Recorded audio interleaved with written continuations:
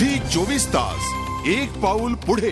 पण मनसे आणि काँग्रेसनं शाहरुखसाठी कितीही बॅटिंग केली तरीही मुंबई क्रिकेट असोसिएशननं शाहरुख खानवरची बंदी कायम ठेवण्याचा निर्णय घेतलाय। एमसीए आपल्या भूमिकेवर ठाम आहे आणि याच संदर्भात एमसीएचे अध्यक्ष रवी सावंत यांच्याशी चर्चा केली आहे। आमच्या क्रीडा प्रतिनिधी मेघा कुचिक यांनी।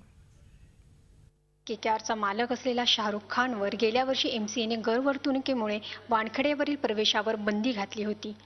ही बंदी कायम ठेवणार का आणि याबाबत काय भूमिका आहे एमसीएची, याबाबत आपण चर्चा करूया एमसीएचे अध्यक्ष रवी सावंत यांच्याबरोबर। सर, गेल्या 3-4 दिवसांमध्ये खूप चर्चा होतीये शाहरुख खानच्या स्टेडियममधील प्रवेशाबाबत। एमसीएची भूमिका कायम आहे का? ही सगळी चर्चा तुम्ही म्हणजे मीडियानेच हाईप केलेली चर्चा आहे। चर्चेत काही अर्थ नाही आहे, कारण आम्ही गेल्या वर्षी बंदी घातलेली आहे आणि ती 5 वर्षाची गेल्या वर्षी घातली असल्यामुळे आता त्यात काही नवीन काहीच नाही आहे। सर, खरं तर राजकीय दबाव वाढलेला आहे। सचिन सावंत असतील काँग्रेसचे किंवा मनसेचे अध्यक्ष राज ठाकरे असतील, त्यांनी असं म्हटलं की शाहरुख खान हा आतंकवादी नाही आहे।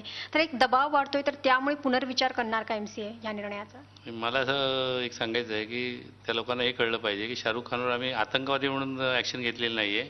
त्यांनी गैरवर्तणूक केली आमच्या स्टेडियममध्ये आमच्या लोकांबरोबर, त्याच्यामुळे त्याच्यावर आम्ही ॲक्शन घेतली आहे। त्यामुळे तो आतंकवादी आहे की नाही आम्हाला माहीत नाही। त्याने आता माफी मागितली आहे, त्याला आपल्या गैरवर्तणुकीची जाणीव झालेली आहे, तर त्यामुळे आता त्याला माफ केलं पाहिजे असं म्हटलं जात आहे। तर तुमची काय भूमिका आहे याबाबत? ही माफी मागितली आहे तुम्हाला माहिती आहे, मला काय माहीत नाही आहे।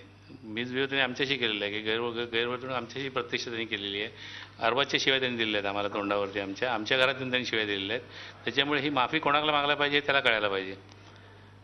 आता मी काही सजेस्ट करत नाही आहे की त्यांनी माफी मागावं की न मागावं, हा त्याचा प्रश्न आहे, पण ही माफी आमच्याकडे त्यांनी मागितलेली नाही आहे। तर हे होते एमसीएचे अध्यक्ष रवी सावंत।